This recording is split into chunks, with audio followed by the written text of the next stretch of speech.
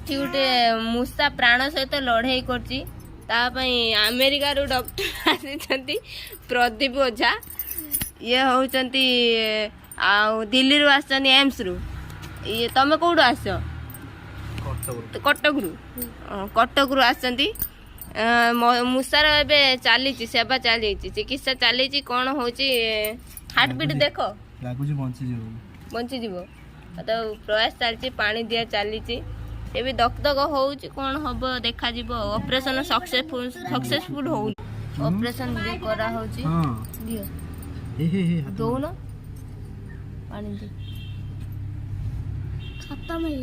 ଗଛରୁ ମୂଷାଟି ଖସି ପଡ଼ିଥିଲା। ଅପରେସନ ହେଲା କିନ୍ତୁ କିଛି ରେସ୍ପନ୍ସ ନାହିଁ। ଆଉ କ'ଣ କରିବା। ସରି, ଏବେ ଶବ ସତ୍କାର କରିଦିଅ। ବିଞ୍ଚିକି ସତ୍କାର କରିବ ନା ବିଞ୍ଚିକି ଏବେ ଟ୍ରାଏ କରୁଛେ। ହାର୍ଟବିଟ୍ ଟିକେ ଟିକେ ଚାଲିଛି।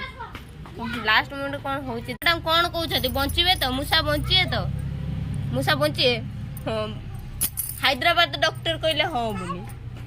ସେ ଡାକୁଛି, ସେ ମୂଷାକୁ ଡାକୁଛି।